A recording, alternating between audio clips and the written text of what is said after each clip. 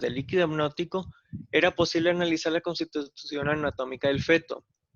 Ya para esos años se conocía la asociación entre una edad materna avanzada y el aumento en el riesgo del síndrome de Down, por lo que esos resultados que se obtenían pudieron mejorar el desarrollo del diagnóstico prenatal como un servicio clínico que se podía dar a los pacientes. Las parejas pueden solicitar el diagnóstico prenatal si saben que por sus antecedentes familiares o por resultados de pruebas son portadores de alguna anomalía genética que también pudiesen heredar a sus hijos. También se realiza debido al aumento del riesgo en la edad materna avanzada para identificar trisomías autosómicas, principalmente la 21, o también si existen problemas en el tubo neural. Su objetivo es informar a las parejas del riesgo que los hijos pudieran tener en alguna malformación genética y ofrecerles información sobre métodos para reducir el riesgo.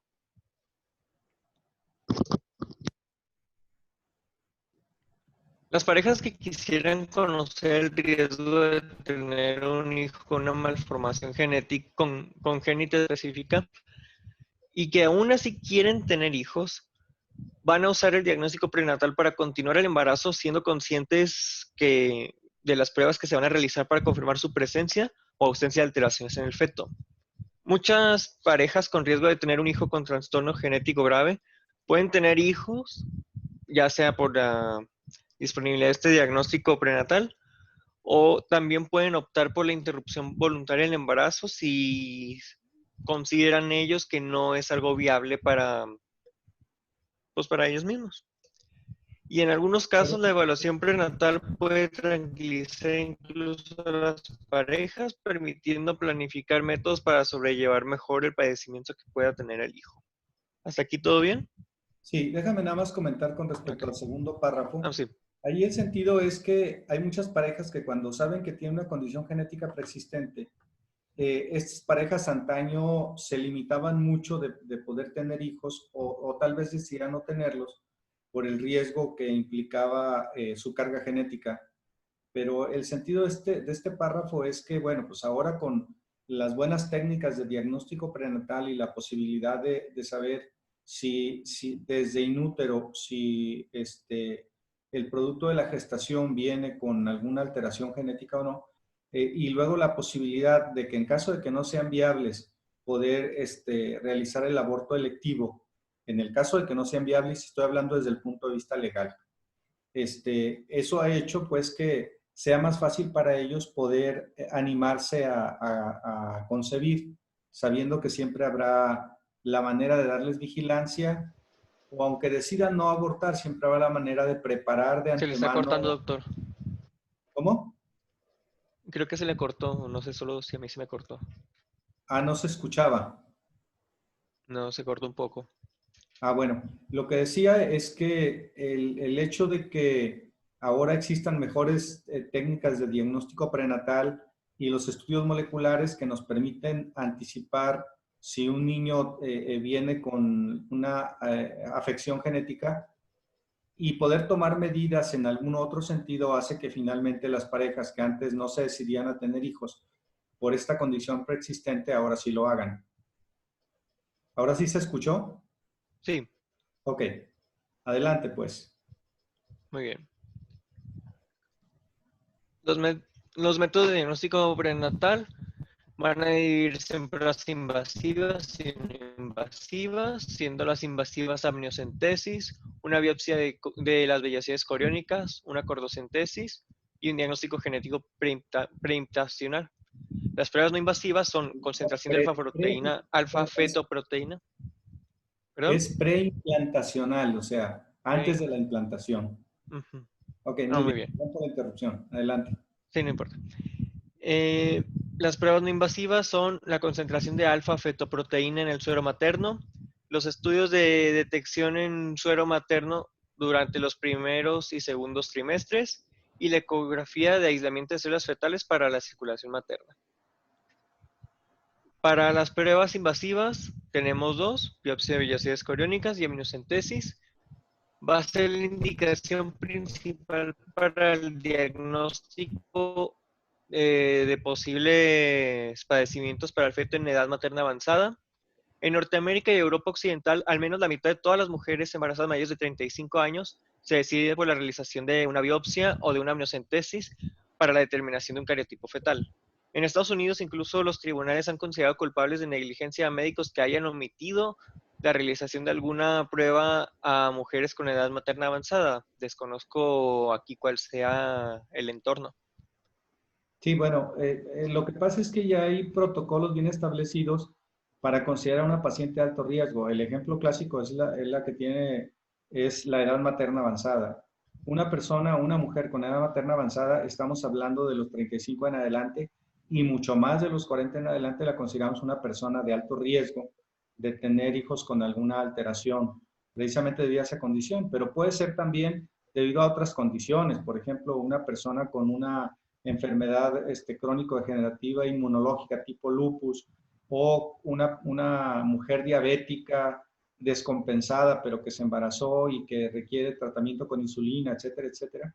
Son mujeres o son personas que se consideran como de alto riesgo y hay protocolos ya bien establecidos que hay que seguir para darles vigilancia y hacer pruebas con diferentes parámetros para asegurar el bienestar de la madre y del feto, o en su caso poder detectar anomalías, tanto de agravamiento de síntomas o de la enfermedad, para el caso de las mujeres diabéticas que se embarazan, como del propio producto.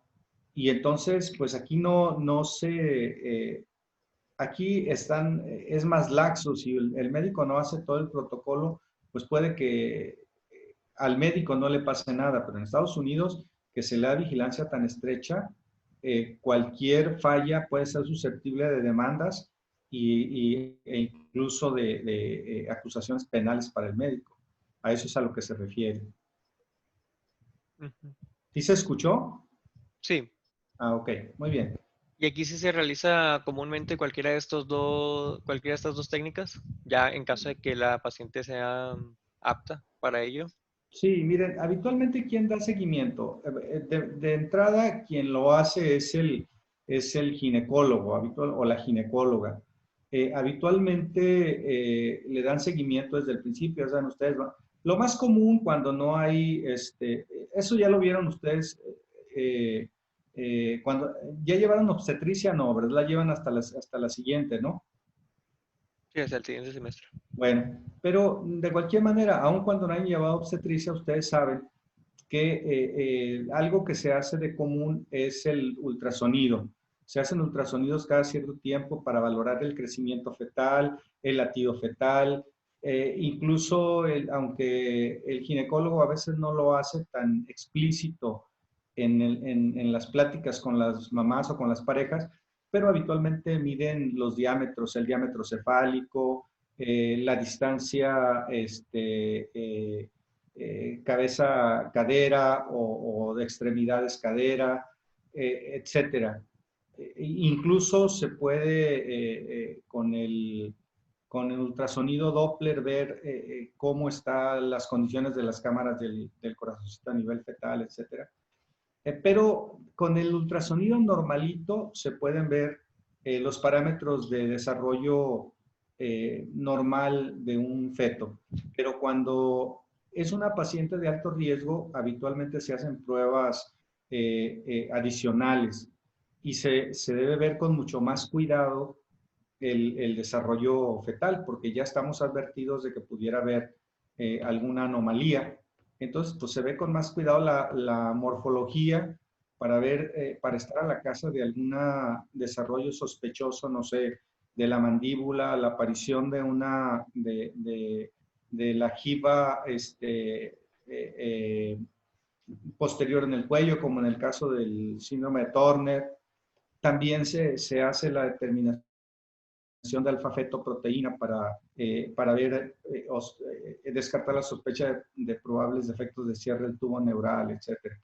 Y habitualmente quien lo hace, dije, es el ginecólogo, pero cuando se sospecha un problema de este tipo, habitualmente hay un equipo de colaboración y el perinatólogo también puede participar de manera importante.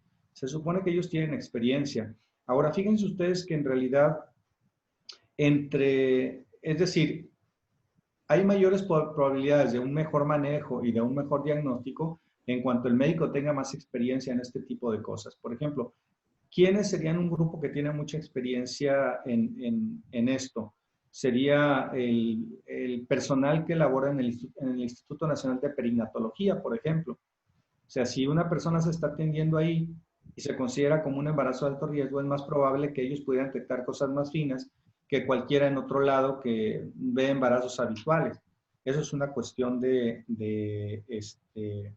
es una cuestión de práctica, pues. Pero de cualquier manera, en general, si ustedes se van a dedicar a atender partos, sea como pediatras, sea como perinatólogos, sea como ginecólogos, lo que sí deberían tener muy claro es que hay que darle un seguimiento mucho más cercano a las personas, a las madres que son consideradas como de alto riesgo, a las mujeres que son consideradas de alto riesgo. Bueno, muy bien, adelante.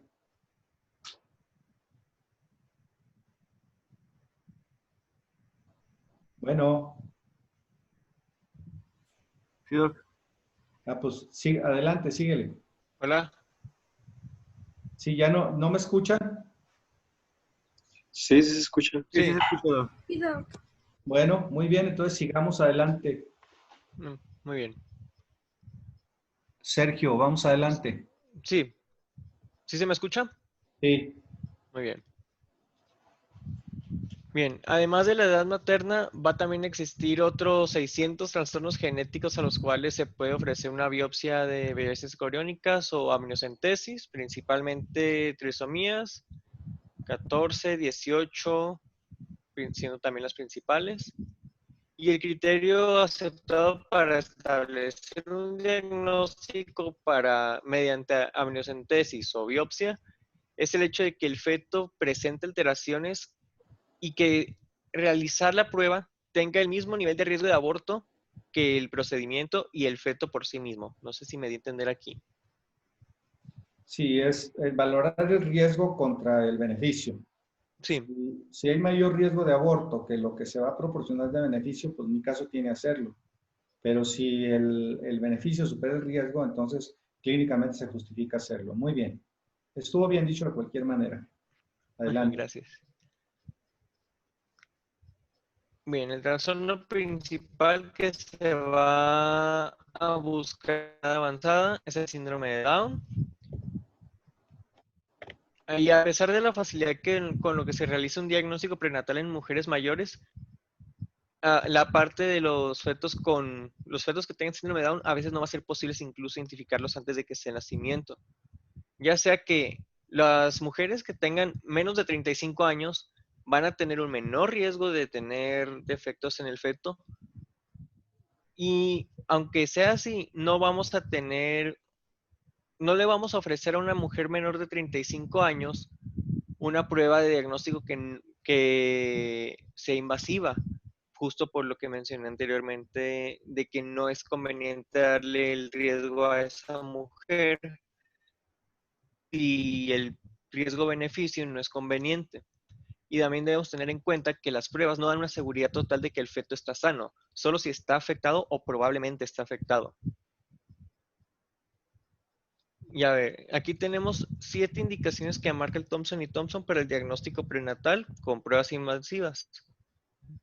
Primero tenemos edad materna avanzada, que ya sea 35 años o más de la madre, pues va a tener un alto riesgo incluso de aborto por amniocentesis o por aparición de alteraciones cromosómicas, siendo el riesgo de aborto de 1 en 250. Tener antecedentes de un hijo con una neuploidía cromosómica de novo, ya sea que los progenitores no tengan ningún defecto, pero que ya tuvieron un hijo de síndrome de Down, van a tener una mayor posibilidad de que su hijo tenga este padecimiento, siendo de 1 en 100, siendo normalmente de 1 en 390. Que existe alguna alteración cromosómica estructural en alguno de los progenitores. Y, por ejemplo, el síndrome de Down va a tener un riesgo del 100% si ambos progenitores tuvieran un isocromosoma o una translocación robertsoniana del brazo 21, del brazo largo 21.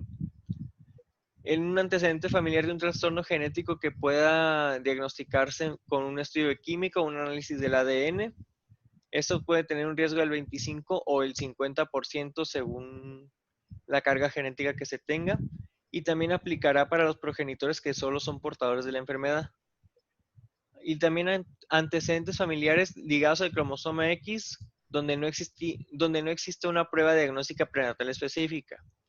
Esto va a ser, si un niño de sexo masculino tiene una afección ligada al cromosoma X, es decir, le va a dar, porque le va a dar, se va a hacer una determinación del sexo fetal y si se demuestra que existe una afectación ligada al cromosoma X y se determina que es de sexo masculino, se va a decidir si se continúa o se interrumpe el embarazo. Esto principalmente para ya sea hemofilia, distrofia muscular de Duchenne o distrofia muscular de Becker. Los riesgos de defectos en tubo neural. Los familiares de sexo femenino en primer grado y incluso en algunos lugares se considera el riesgo hasta segundo grado, van a ser candidatos a amniocentesis por el alto riesgo que van a tener de dar un defecto del tubo neural y realizar su análisis. Y por último, una evaluación del suero materno y una ecografía, recomendables en los casos de sospecha de malformaciones fetales según la evaluación que salga los resultados del suero materno y de la ecografía fetal. ¿Hasta aquí alguna duda? ¿No? Entonces ahí están 8 indicaciones 7. en 2, 4, 7. Sí, sí es cierto. 7 indicaciones para el diagnóstico prenatal. Es decir, cuando nosotros consideramos, en todo paciente debe hacerse diagnóstico prenatal, es el seguimiento que se da en general, pero de alguna manera sería como lo que consideramos el seguimiento normal de un embarazo. Pero el diagnóstico prenatal en toda forma, aquí hay pues 7 indicaciones por las que tendría que hacerse. Y creo que no hay que hacer mayor comentario, o sea, es claro, creo que es claro por qué habría que hacerlo en ellos. Adelante, puede ser yo.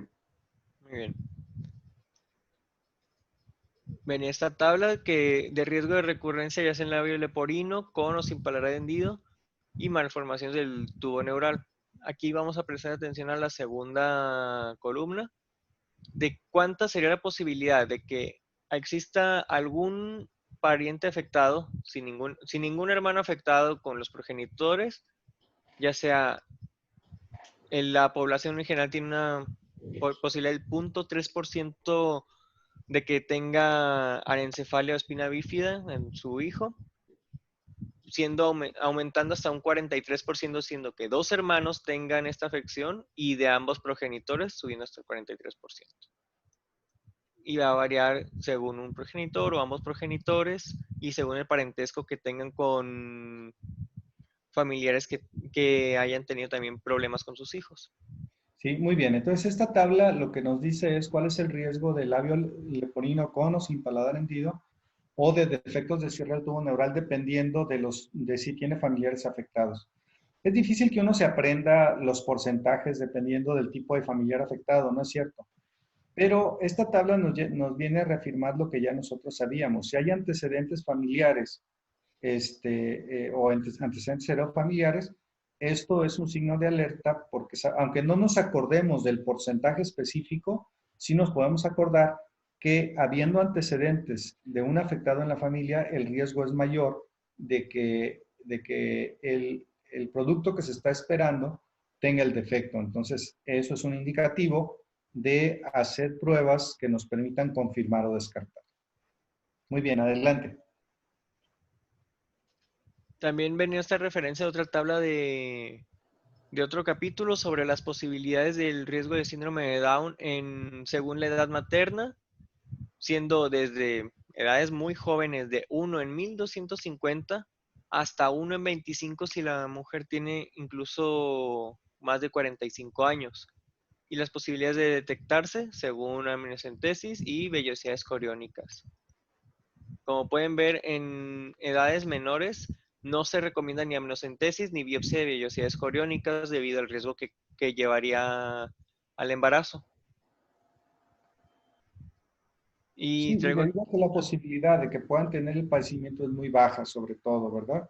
no vale la pena hacer la prueba si la posibilidad de encontrar un positivo fuera de 1,750.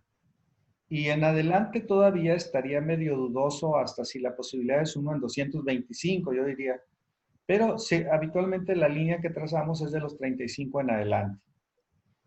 Habitualmente, una de las cosas que se puede hacer, por ejemplo, en la miocentesis, se toma el líquido, se pueden hacer pruebas bioquímicas, ya saben, probablemente nos vas a hablar de eso un poquito más adelante, pero se Sí. pueden extraer células y hacer el cariotipo ahí en las células.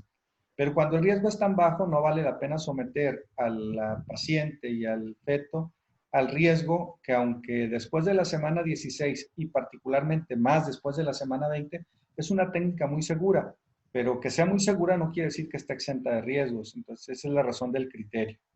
Muy bien, adelante. Sí. Tengo aquí un pequeño video de 2 minutos de cómo se lleva a cabo una amniocentesis.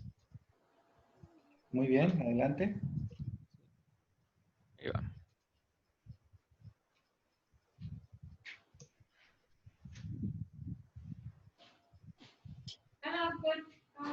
Muy bien, estoy en clase.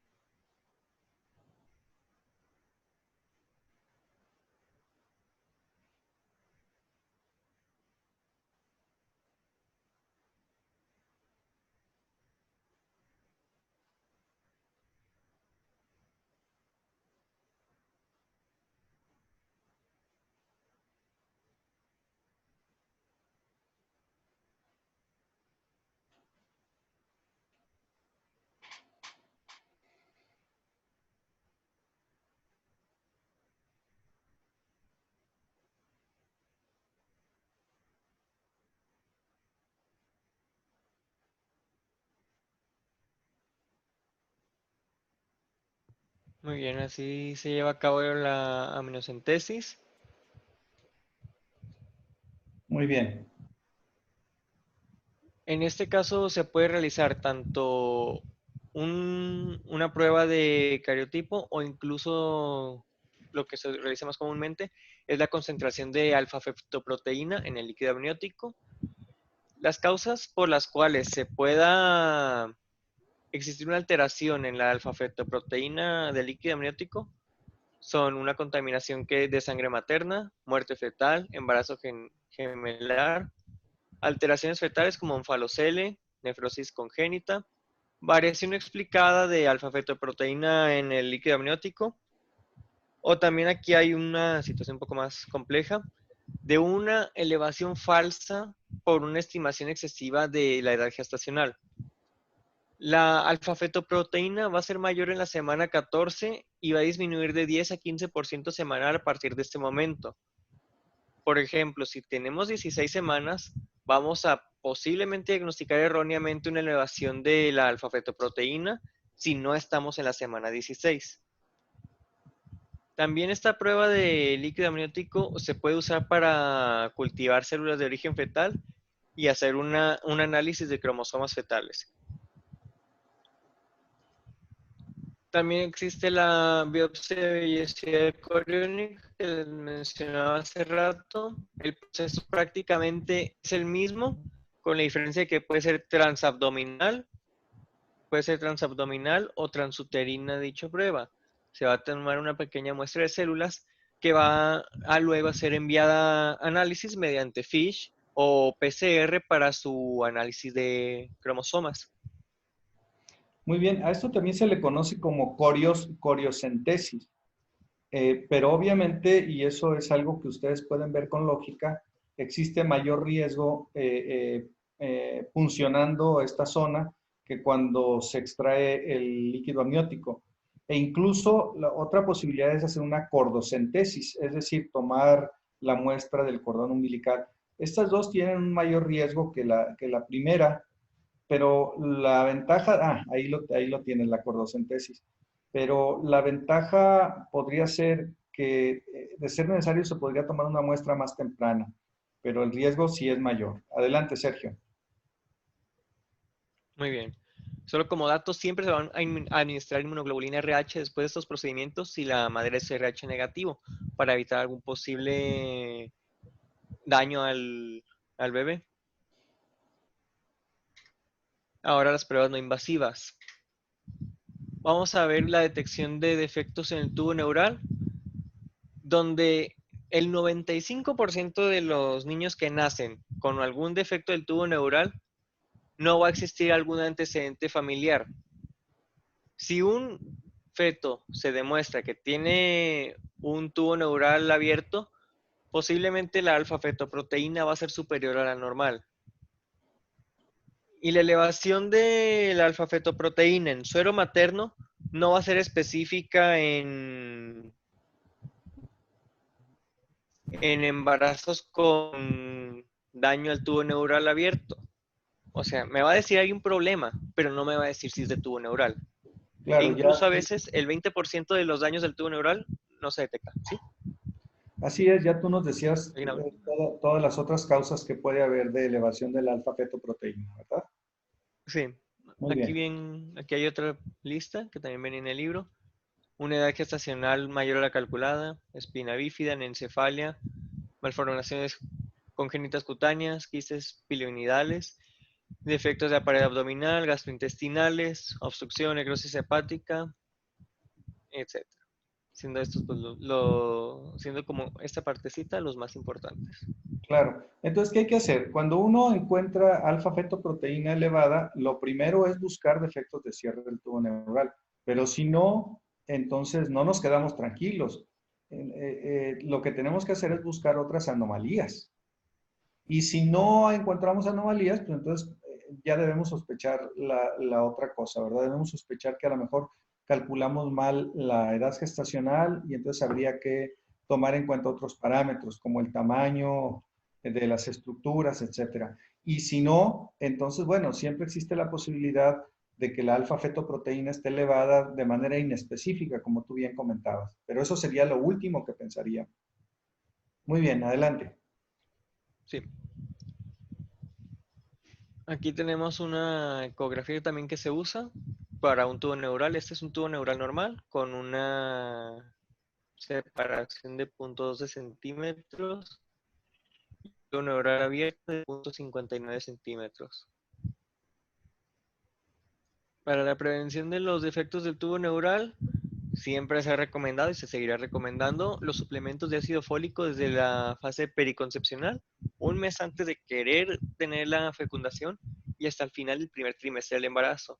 Esto va a reducir la incidencia de los defectos del tubo neural en casi un 75% y una reducción del 40% en la incidencia de una hendidura orofacial.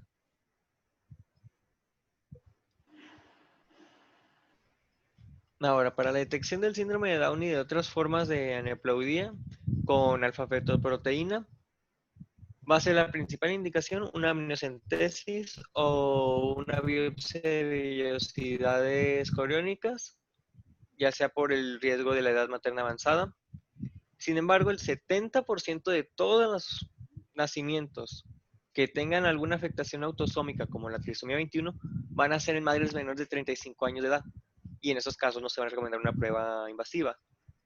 Sin embargo, como una serendipia apareció de que el alfa-fetoproteína en el suero materno, que se analiza casi siempre en el segundo trimestre para la detección de defectos del tubo neural, va a presentar una concentración disminuida en embarazos que luego se va a encontrar una trisomía autosómica, como la trisomía 21.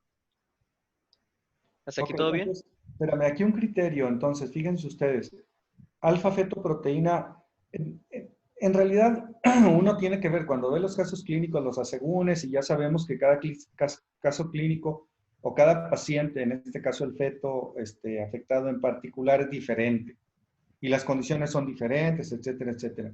Pero si tenemos que tomar algunos axiomas muy simples, nosotros diríamos, cuando hay elevación de la alfa-fetoproteína, ¿en qué tenemos que pensar en primer lugar? En primer lugar, pensaríamos en descartar un defecto de cierre del tubo neural, y si no, todo lo demás, así como Sergio nos lo explicó. Y la otra es, pero si encontramos la alfa-fetoproteína disminuida, es decir, por debajo de los valores normales, entonces deberíamos pensar en primer lugar en una aneuploidía. Entonces ahí tenemos como un criterio general que nos puede servir para conducirnos. Muy bien, adelante, Sergio. Muy bien. Ahora, la detección en el primer trimestre se debe realizar idealmente entre la semana 11 y 13 de gestación.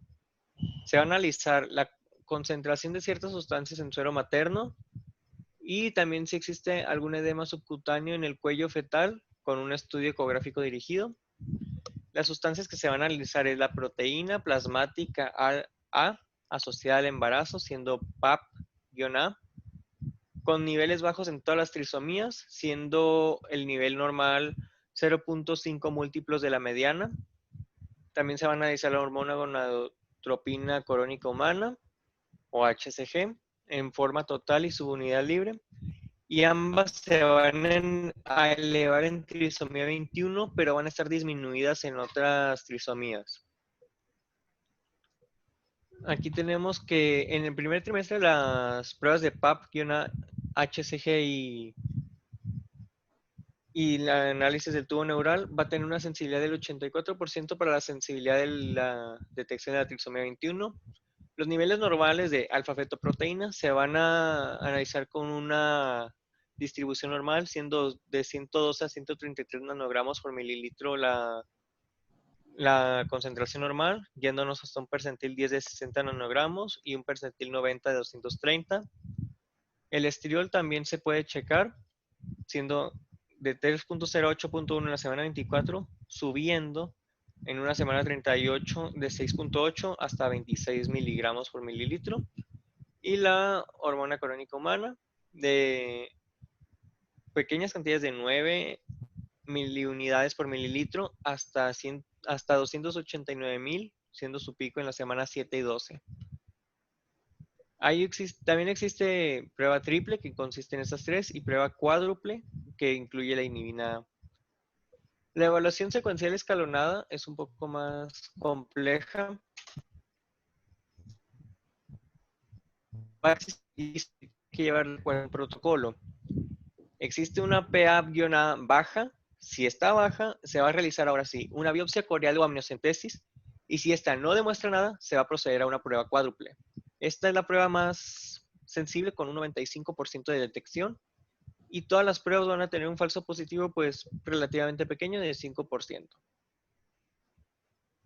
Muy bien, así como Sergio nos acaba de mostrar, en realidad ustedes pueden ver que hay algoritmos para el seguimiento durante el diagnóstico prenatal y cómo irse conduciendo dependiendo de los hallazgos que haya.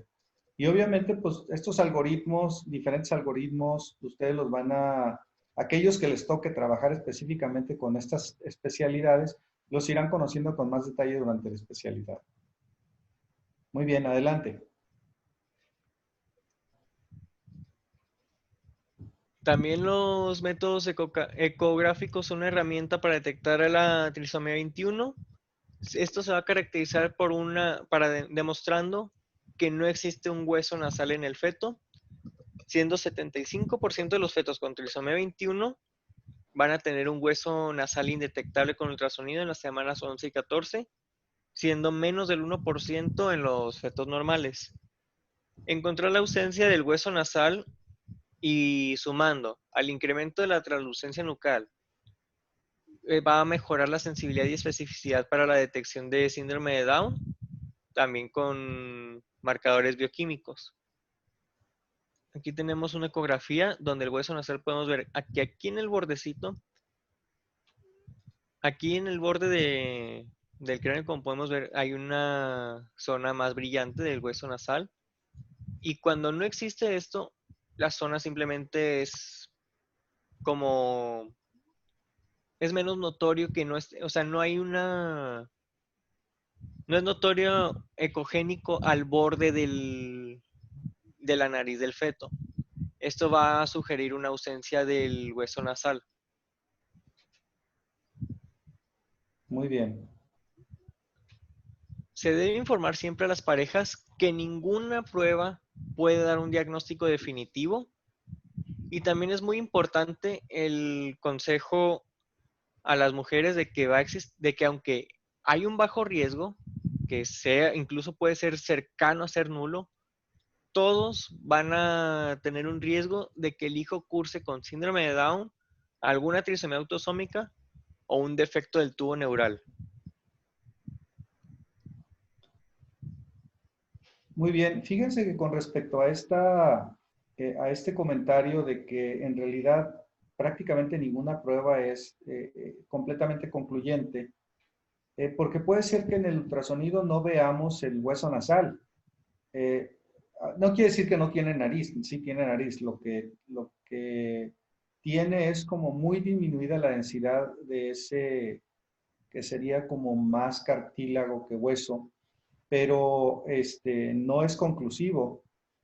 Ahí, para su práctica clínica, muchachos, miren, siempre es muy conveniente que tengamos humildad en el sentido de saber que como médicos generales, si es que nos quedamos como médicos generales o familiares, o como en cualquier especialidad, no somos todólogos y siempre hay personas que en cierta área tendrán más experiencia que nosotros. Habitualmente cuando ustedes vengan, regresen a su práctica clínica ya, encontrarán que hay muchos colegas, muchos compañeros de ustedes trabajando también.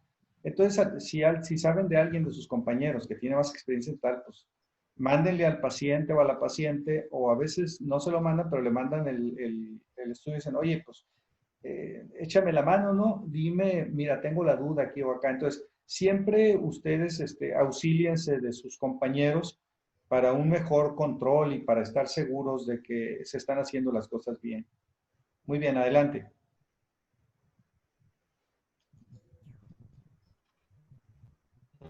Okay. Sergio, De ahí ya sigue mi compañero, sí, sigue mi compañero Daniel, nada más le voy al control. ok, Ok, ya bueno, está. seguimos porque todavía nos quedan 13 minutos muy buenos.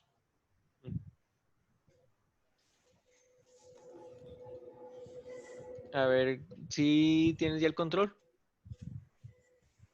No, parece que no.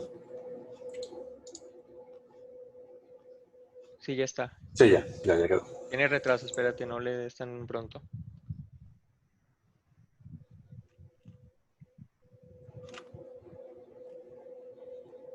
Ok, voy a ahondar un poco más en lo que es el diagnóstico prenatal mediante ecografía. Ok, ¿tú quién eres? Daniel, Ok, Daniel, muy bien, adelante. bueno, entendemos que el diagnóstico mediante ecografía va a ser una manera inocua de revisión que nos va a permitir detectar tanto la edad fetal, si es un embarazo múltiple, la viabilidad del mismo y si es que existe alguna malformación. Durante el ultrasonido se puede detectar, observarse o sospecharse una malformación, se puede realizar hacer un ultrasonido subsecuente, más detallado, más enfoque, en vez de ser general, específicamente para detectar si hay o no una malformación. Y consiguientemente, si se detecta una anomalía estructural por ultrasonido, va a indicarnos una posibilidad de que esa anomalía estructural sea derivada de una alteración cariotípica.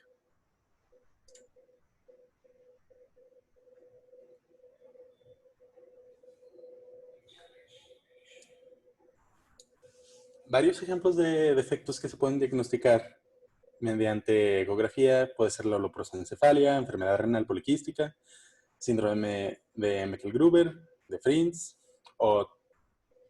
y también hay factores que son considerados multifactoriales, como puede ser labio hendido, pies ambo, cardiopatías, defectos de tubo neural, y otros tipos de malformaciones que son los que pueden indicar un síndrome son genitales anómalos, higroma quístico, polidactilia, onfalocele, defectos metacarpianos laterales. Luego, es lo que les comentaba por consiguiente. Si existe una malformación, puede corresponder a una anomalía cariotípica, dependiendo si es un hallazgo aislado o si hay hallazgos que lo acompañan. Por ejemplo, una ventriculomegalia, si se encuentra aislada, corresponde a un 2% de probabilidades de que haya un cariotipo anómalo.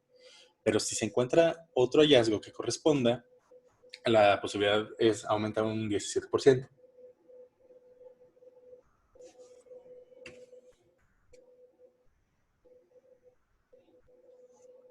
Esas alteraciones, como dije, pueden ser de origen único, como el síndrome de Holt-Oram, la osteogénesis imperfecta, otros mendelianos, o ser multifactoriales que dependen de la enfermedad, edad materna, si hay teratógenos que haya consumido la madre, factores ambientales o genética en sí. Por ejemplo, el síndrome de Holt-Oram, tenemos que es una alteración del gen PBX5 que está localizado en el brazo largo del cromosoma 12. Esto nos va a causar alteraciones en el desarrollo de las extremidades, particularmente las superiores. Va a resultar en brazos y manos cortas, pequeños, huesos pequeños, pero tiene como característica que también es muy probable que desarrolle cardiopatía. Sí, bueno, estamos hablando de diagnóstico prenatal, pero aquí aprovecho, fíjense ustedes que si se llegan a encontrar algún paciente que tiene anomalías en reducción de miembros más cardiopatía congénita, habría que pensar como posibilidad diagnóstica en el síndrome de Holt-Oram. Muy bien, adelante.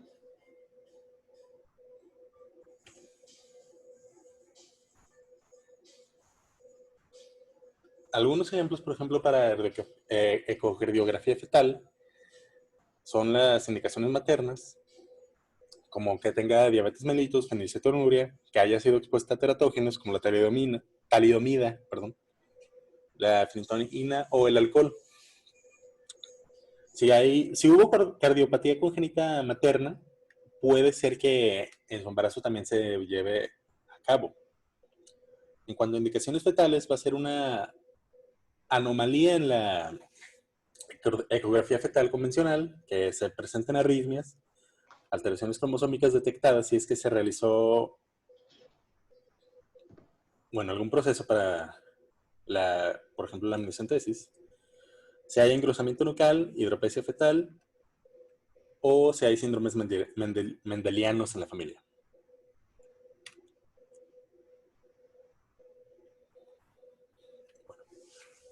Luego, siguiendo con el tema de citogenética,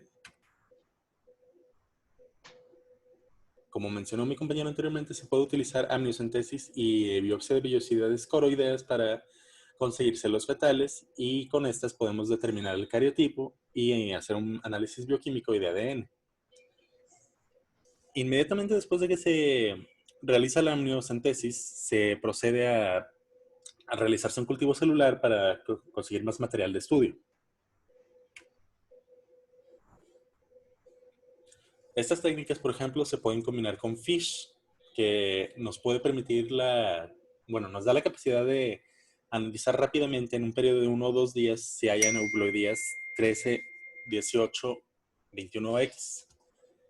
La desventaja de utilizar tanto la amniocentesis como la función de vellosidades coroideas es que pueden aumentar las probabilidades de terminación de embarazo prematuramente hasta 300 veces.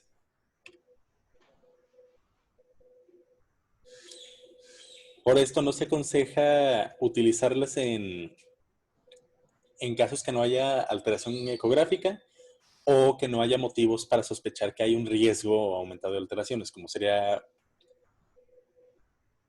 presencia previa de en un embarazo anterior de alguna alteración.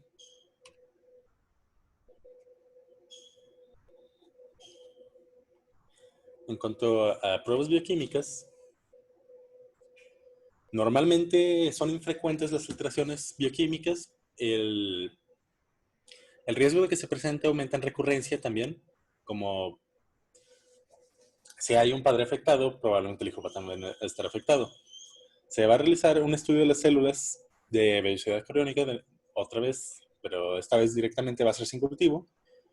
Y en cuanto a diferencia con análisis de ADN, va a permitirnos detectar alteraciones que sean generadas por diferentes alelos en lugar que sea de un solo alelo. Como mencioné, si se usa la técnica de Fish, va a permitirnos solo si está afectado, detectarlo, si está afectado un gen específico que estamos buscando. Si no se encuentra afectado, no nos va a arrojar resultados. Es una prueba de sí o no, no hay puntos medios.